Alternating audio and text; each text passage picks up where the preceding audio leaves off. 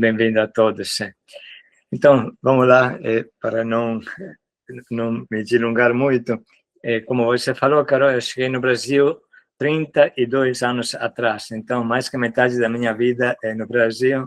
Eu acho que sou mais brasileiro que italiano, apesar de ter nascido em Veneza, ter vivido vários anos em Veneza, depois em Cagliari, que é uma ilha, que é a Sardenha, uma ilha da Itália.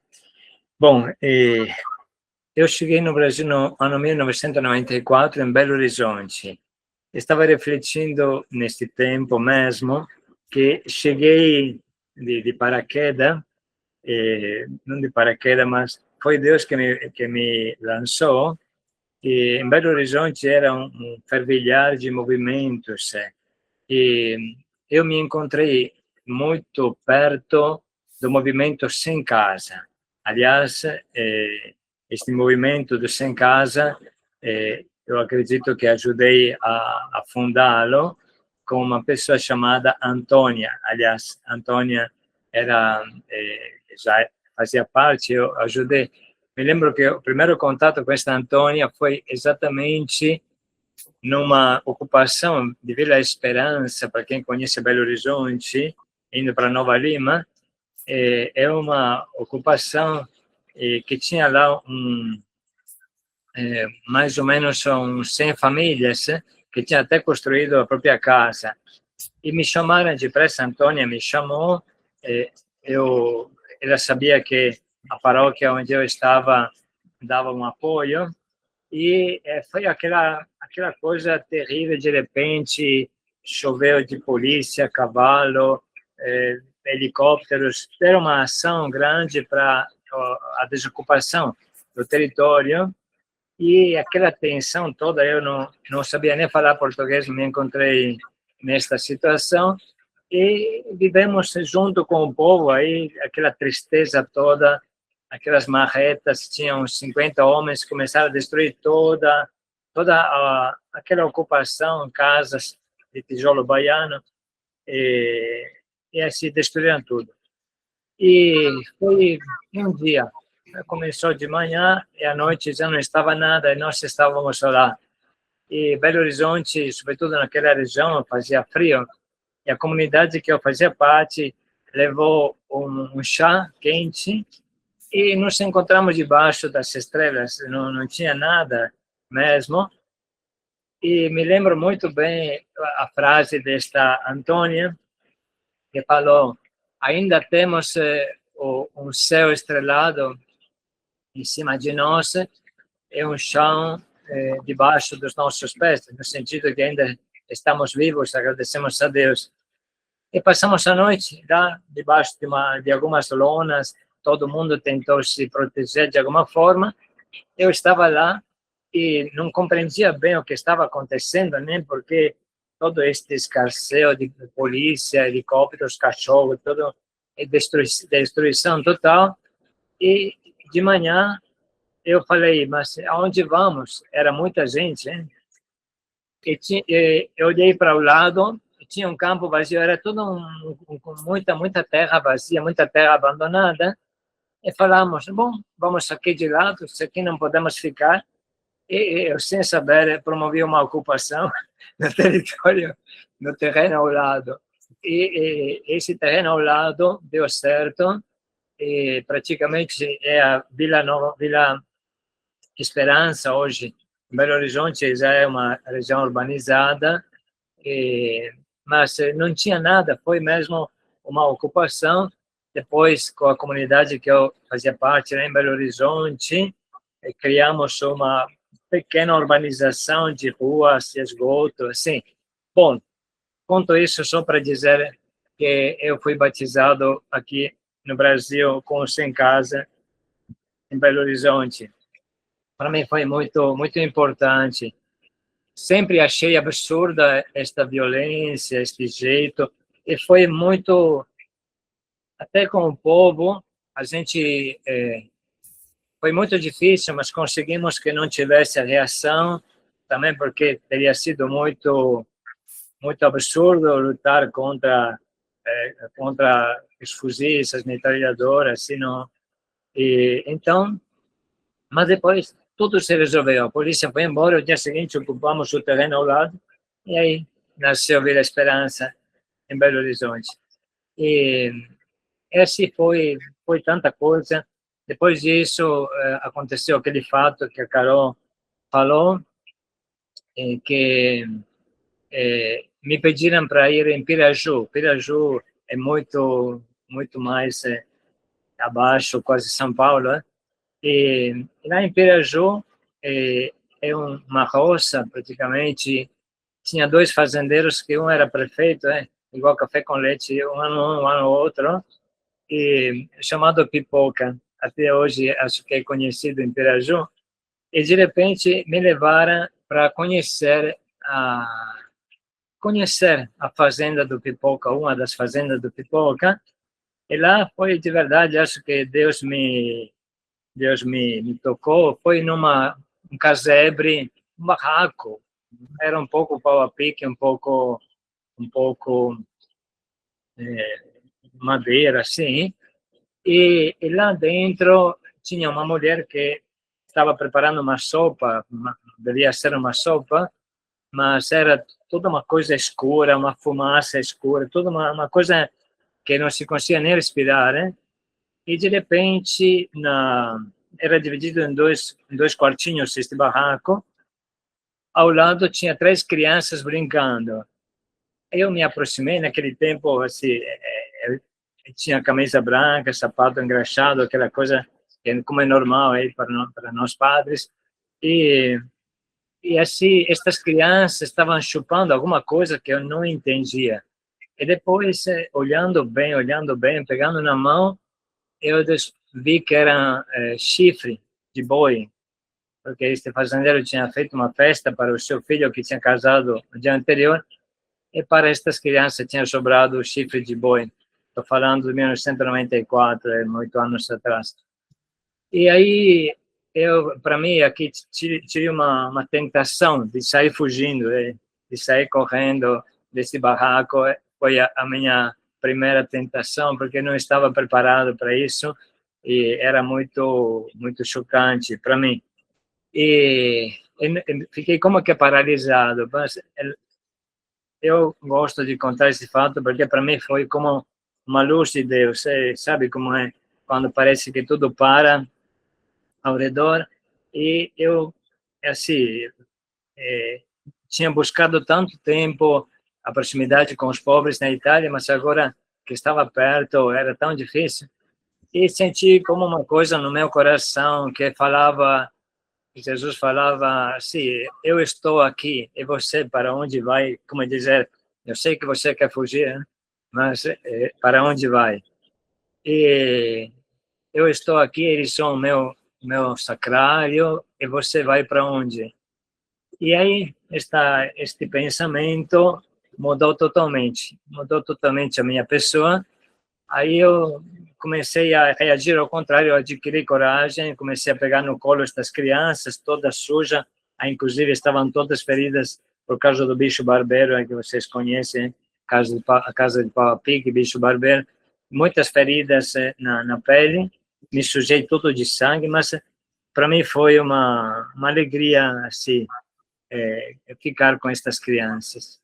E a partir daquele momento, eu digo que se passaram 30 anos, eu nunca saí de um barraco, porque sempre na minha vida eu morei em barracos. Hoje, já faz 20 anos que moramos nesse barraco de Madrid, dois barracos, eu e um caçuda. Eu moro com outro missionário, ela mora com outras missionárias, e para nós é um modo de sentir-nos próximos dos pobres, compartilhar. Nós fizemos a escolha de dormir no chão, porque ela vai contar também como é que começamos na rua. Na rua se dorme no chão, não tem outras coisas, né? E assim, hoje, é claro que a atividade nos leva longe, porém, pelo menos esta lembrança de compartilhar com os pobres, dormindo no chão, isso ficou. Mas acho que a Caçuda também pode falar como é que começou a vida dela com os pobres. Oi, gente, boa noite. Uma alegria poder estar com vocês. Estou muito feliz de ver a Márcia, grande amiga. Me ajudou muito, sempre me ajuda. Bom, foi uma surpresa, né? Uma alegria também a gente poder esse convite que a Carol fez junto com o Dom Carlos, né, para nós, para partilhar nossa experiência, sobretudo essa experiência profunda com os pobres. E eu, né, eu nasci na capital de São Paulo, mas sempre fui da periferia, né? E rodei um pouco, assim, não foi sempre no Capão Redondo, né? Mas depois a minha adolescência foi lá. E já da minha família, né? Minha mãe e meu pai sempre tiveram muita sensibilidade para o povo, assim, necessitado. Eu lembro que eu pequena, tinha 10 anos, 11, passava gente na rua, né, pedindo, pessoas com deficiência mental, morador de rua mesmo, né, e me tocava, eu via aquelas até jovem, adolescente também, que vivia, porque tinha uma favela próximo de onde a gente morava, né, e minha mãe sempre dava comida, um prato de comida, dava um cobertor, e eu fui tendo esse contato já com esses irmãos, já ali, né, desde da família. Minha mãe também hoje está na comunidade como missionária, está lá em missão no Belém do Pará, né, depois que meu pai faleceu, os irmãos se casaram, eu fui a primeira a sair de casa, depois meus irmãos se casaram, ela ficou sozinha, falou, olha, eu quero ir morar com você e dar o restinho da minha vida para Deus. Está lá com 83 anos, se doando para os pobres lá em Belém do Pará, com a comunidade que temos lá. Então, assim, já em casa a gente teve esse contato, nós moramos em barraco de madeirite por um bom tempo, né? Não era numa favela, mas era de frente, porque meu pai trabalhava de vigia numa faculdade que tinha ali na região do Morumbi. E aí concederam dele fazer um barraquinho lá, e eu cresci assim, né? Vendo um pouco as paredes do barraco, vendo esse mundo. Queria ir na favela brincar com as crianças, minha mãe deixava às vezes não. Então, fui respirando um pouco esse ar. Mas nunca pensei que Deus me chamasse a me tornar uma consagrada, a dedicar minha vida assim como hoje a gente vive e faz, né, pelos pobres, para eles, a Jesus neles, né? E disso eu fui para o Capão Redondo, fiz toda a minha adolescência lá, e meu pai faleceu num acidente repentinamente, e a partir disso eu comecei, eu sou a filha mais velha, comecei a me preocupar de cuidar, como vamos fazer, tudo, né? Mas o vazio no coração ficou, e nesse tempo a gente conheceu uma pessoa de um grupo de oração que nos convidou a participar, e aí eu comecei minha caminhada de fé propriamente dita, apesar de já ser batizada, ter a primeira comunhão, embora não tivesse o crisma ainda. E comecei essa caminhada, e no grupo de oração iam muitas pessoas, famílias, era o povo lá do Capão Redondo, da Piraporinha, e a gente vinha muitas famílias com problemas dos filhos que estavam se drogando, já era o tempo que o povo já começava a se drogar, né, os jovens, sobretudo. E através dessa experiência no grupo, né, de fé, e depois esse contato com quem precisava, com as pessoas que necessitavam de ajuda, eu acredito que foi alargando já essa experiência com aqueles que precisavam. E a partir daí, eu comecei a ter esse contato, e por 5 anos eu ia na fazenda, onde o grupo de oração começou um projeto para fazer uma casa de acolhida, praticamente, a casa de recuperação, né, para esses jovens, e eu fui me aproximando, e foi o tempo que também as novas comunidades foram surgindo, Toca de Assis, Fraternidade do Caminho, na experiência propriamente com o povo de rua. Paralelo a isso, além dos pobres, dos jovens que a gente ajudava, a gente ia levar sopa para um grupo de pessoas que ficavam próximo ali de onde a gente morava, com o pessoal do grupo de oração. Então, me sentia feliz fazendo aquilo e tudo. Mas na minha cabeça, como todo jovem, vou casar, vou ter meus filhos, quero fazer, não sei, ter uma profissão, fazer minha faculdade, né? Só que esse contato, ele foi mexendo comigo. E aí eu comecei a dizer, eu vou casar, ter meus filhos, mas eu quero morar lá na casa de recuperação, numa casinha bem pobre, metade do meu tempo vai ser para cuidar dessas pessoas. E eu achei que era isso, mas depois não foi bem isso, né? Até arrumei um namorado que tinha mais ou menos a mesma ideia, mas depois não deu certo. E aí eu comecei a pensar, mas, né, o que eu fui fazer, né? Mas não era isso, Deus, que você queria? Mas nunca pensava em me consagrar a Deus, nada disso.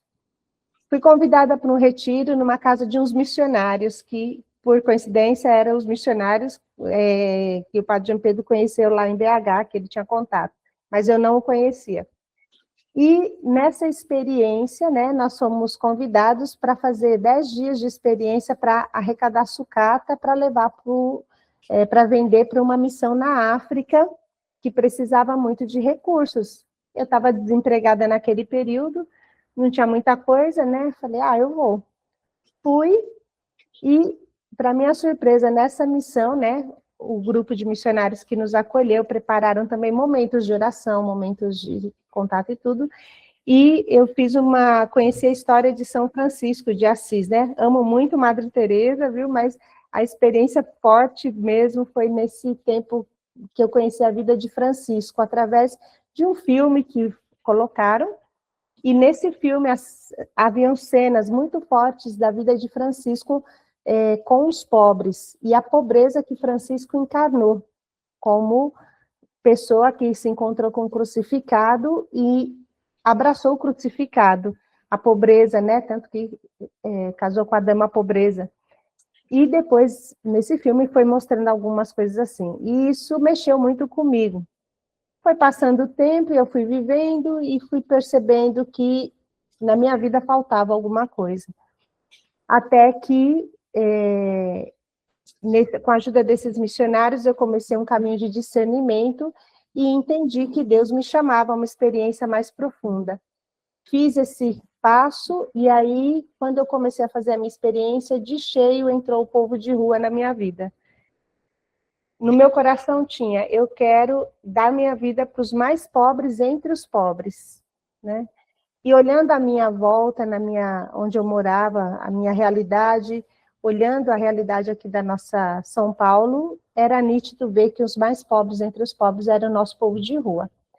E a partir daí, né, comecei a fazer uma experiência, foi aí que eu conheci o padre Jean Pedro também, e a gente tinha o nosso grupo de formação, né, tinha as pastorais, o padre Jean Pedro tinha uma paróquia naquele tempo, e aí eu fiz alguma coisa na paróquia, a gente começou as comunidades, muito contato com o povo da favela, que também passava por grandes necessidades, mas depois eu fui bastante direcionada para essa realidade do povo de rua. E aí começou uma experiência muito forte. Eu lembro que ainda, quando eu trabalhava, já com esse coração angustiado, desejando saber o que Deus queria de mim, e tendo os pobres da minha frente, eu passei determinado dia num lugar e eu vi uma maloca de irmãos. E aquela cena foi como se eu estava dentro do ônibus, indo trabalhar, e eu senti como que Deus que me mostrasse, né? Hoje eu digo assim, que era Deus que virou meu rosto, e meus olhos focaram aquela cena, e imediatamente eu liguei com essa experiência de Francisco, né? E aquele dia foi um dia que as lágrimas não paravam de descer, perguntavam até se eu estava com algum problema, tudo, mas não era. Dentro de mim, essa voz interior dizia, aquilo que você viu hoje de manhã, né? E assim foi, passou o dia até que eu encontrei os missionários e começou esse caminho de experiência, e nós começamos a fazer inúmeras experiências com os irmãos de rua, e fomos mergulhando mesmo, mergulhando. Para mim, a palavra-chave que Deus colocava no coração era encarnação, né? Eu quero que você se encarne, eu quero que vocês se encarnem. E aí a gente começou a dormir na rua, debaixo do viaduto do chá, com as crianças de rua, com os carroceiros, com todo mundo que estava lá, né? Então a gente começou a fazer a vida dos irmãos em tudo, exceto nas drogas, claramente, né? Mas a nossa droga, diga assim, era o evangelho, né? Mas era esse anúncio do amor de Deus também para eles. Até que um dia, numa dessas missões, eu passei, né? Estava um dia bem assim, chuvoso, bem feio, bastante agitado ali na praça, né? Ali no Vale do Anhangabaú, e tinha uma maloca grande de irmãos, criança, tinha até bebê lá no meio, mães, né? Mulheres, homens, tudo, idosos. E o povo ali usava droga, estava bebendo, tudo isso. E no que eu passei, a gente foi passando para evangelizar essas pessoas, uma pessoa puxou minha saia. E quando eu olhei, era um homem de 1,80 m, eu acho, super grande assim, no chão, deitado, né, magérrimo. E aí eu me aproximei, ele me olhou com aquele olhar penetrante. Aí eu abaixei, desci, né, até ele estava deitado, então eu me abaixei e sentei do lado dele, peguei na mão dele e ele me puxou e falou, me tira daqui, me tira daqui. E me olhando fixo assim, eu falei, meu Deus, né, que... Aí o Edson era o nome dele, o vulgo dele na rua é Topeira, né? Aí os meninos começaram, é o Topeira, tia, é o Topeira, ele tá doente, tia. E ele era portador do vírus, né?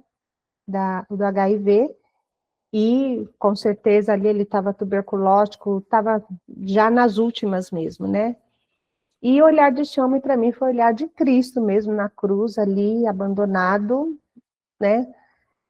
E logo a gente começou a se movimentar para tirar ele dali. Aí a gente já tinha uma primeira casa, né, que nos emprestaram em Bragança Paulista.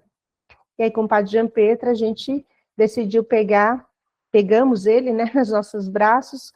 Uma voluntária nos ajudou com o carro dela e a gente transportou, levou ele para Bragança Paulista. E ali, depois de 2 dias, ele veio a falecer, né? E nós que o sepultamos, nós que cuidamos de tudo, nós que ficamos os últimos minutos da vida com ele, né? De vida com ele. E ali foi o nosso primeiro doente. Hoje a missão tem cerca de 700 doentes que cuidamos, que não tem ninguém, que é nossa família mesmo, vai ficar conosco até o fim da vida, até a hora de passar para o outro lado. E essa foi uma experiência muito forte em que a gente começou a entender que, além do povo de rua, era o povo mesmo mais sofrido entre o povo de rua ainda, os doentes, aqueles mesmo que ninguém... Os últimos dos últimos, né? E a coisa forte, né, também, pensando na moradia, né? Belém é a casa do pão, mas é a casa dos pobres também, né? A casa dos pobres onde Deus dá o seu pão. E a gente, assim, pensamos, vamos para a rua e vamos morar na rua. A rua vai se tornar a nossa casa e lá nós vamos permanecer a nossa vida, dando para esse povo, para Jesus nesse povo, evangelizando e tudo mais. Porém, a luz do evangelho ela é forte e apontou no coração desses irmãos que havia um caminho. E esses irmãos pediram, se existe, então me tira daqui que eu quero fazer um novo caminho. E aí nasceram as casas de acolhida. E no final a gente acabou, a primeira casa de acolhida foi o nosso barraco, a gente começou a trazer para o nosso barraco, eu para o meu, as mulheres, o padre Jean Pedro para o dele, só que a gente foi vendo, né, não dá para morar na favela com um monte de gente de rua no barraco, você não consegue evangelizar bem como precisa. E aí logo foi nascendo as casas de acolhida. Mas tá bom, já falei bastante, acho que deu para ter uma ideia assim um pouco, né? Mas é uma alegria mesmo poder partilhar essas experiências com vocês. Continua. A Cacilda, ela contou do primeiro doente, hoje se tornaram 700 os doentes, na verdade 900, porque tem mais 200 que chamamos de hipossuficiente, que significa pessoas que sozinhas não viveriam na rua, que foram todos recolhidos da rua, hein? Não tem ninguém que veio da família, tudo da rua. Isso é algo que a Missão Belém sempre quis, como família, sempre quisemos ser família para quem não tem família. Família para quem não tem família, é o lema da Missão Belém. E aí, assim, não temos nada, porém, pelo menos um teto, uma casa, podemos oferecer. Família para quem não tem família. E passamos por muita dificuldade, porque todo mundo que te olha fala, você é um hospital, você é uma clínica, você é isso, aquilo. E a gente falava, não, somos pessoas simples, privadas, cidadãos que acolhem, que podem acolher como você pode acolher, senhor juiz, como você, promotor, pode acolher.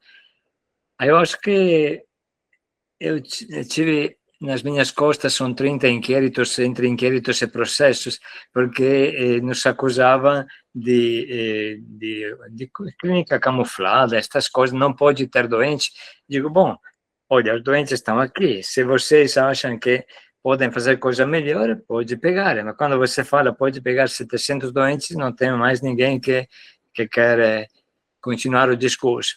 E a coisa foi caminhando, caminhando, caminhando, e foi duro nesses 20 anos, porém tivemos uma alegria que os nossos processos foram parar no STF, Supremo Tribunal Federal. Imagina um pouco, não sei, acho que ninguém de vocês foi parar no STF, mas eu não estava acostumado a esse tipo de ambiente, e lá foi realmente um milagre de Deus, porque Deus abriu o caminho e um juiz, o primeiro juiz que analisou o nosso processo, falou: tudo isso é absurdo, eles têm direito. Ele escreveu 16 páginas de jurisprudência. Imagina um juiz do STF, ministro, que escreve 16 páginas para justificar a missão Belém. Ganhamos de cheio. Tudo se concluiu. Foi uma coisa impressionante. Depois o próprio STF fez publicou no site o nosso caso, que se tornou uma coisa emblemática. E depois disso veio um outro processo, caiu um outro processo de novo no STF, vai de novo para Brasília. E isso caiu com Mendonça, que é que vocês conhecem, que é um presbiteriano, o Mendonça, né? E ele, assim, pegou o nosso caso e ele também ficou abismado, se informou, porque ele é de São Bernardo do Campo, se informou sobre nós. Deus foi bom que ele pegou as pessoas certas. De fato, ele escreveu 16 páginas de jurisprudência. Hoje temos 30 páginas de jurisprudência do STF, justificando a missão Belém, permitindo da gente viver em paz. Claro que não é que você ganha nada com isso, porque só Deus sabe o que é sustentar 60 casas de acolhida de 700 doentes, vários deles têm uma situação terminal, então, assim, é muito, muito duro, muito difícil.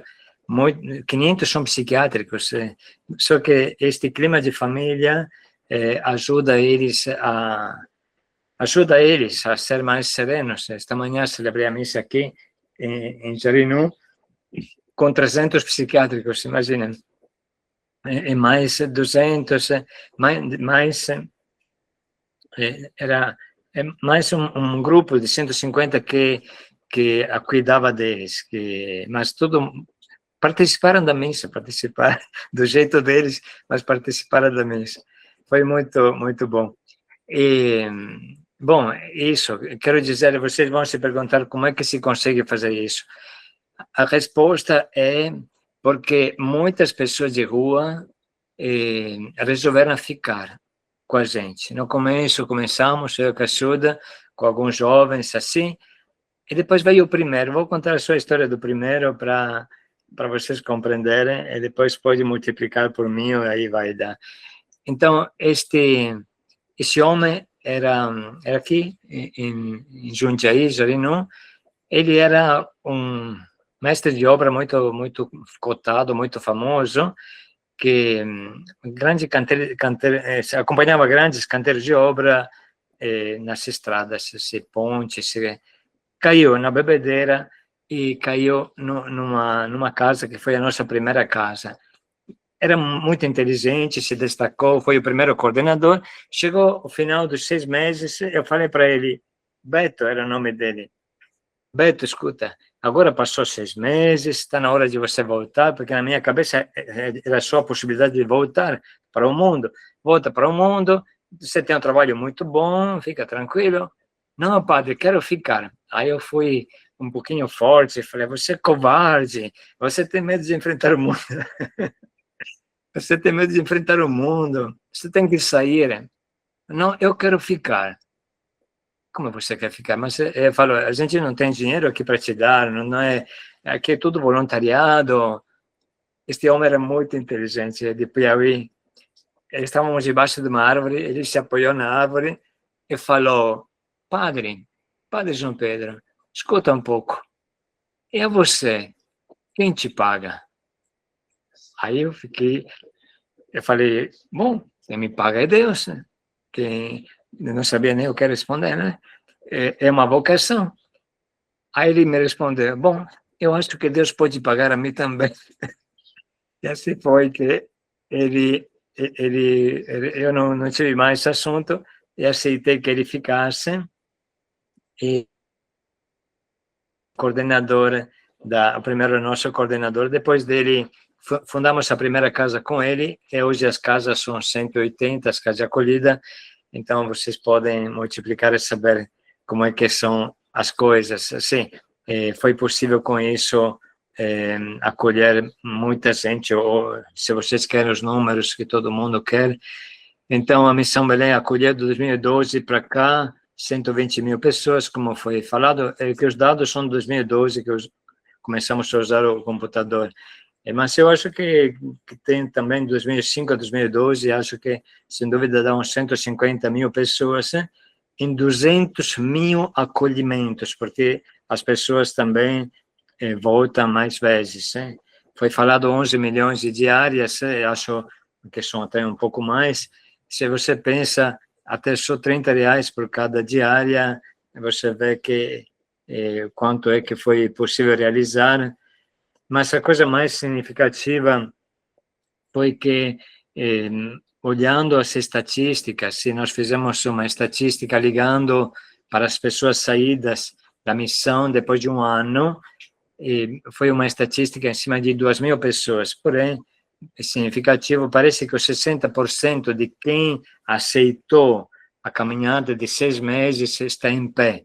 Isso equivale a dizer 33 mil pessoas recuperadas da rua, das drogas, nesses anos, que conseguiram a sua própria moradia, porque quando falo restauradas, recuperadas, significa que tem um trabalho, tem uma família, tem uma casa, tem uma moradia, e assim, isso alegra também o nosso coração. Tudo isso feito em nome de Deus e com a força de Deus, que os próprios irmãos de rua criaram, além do lema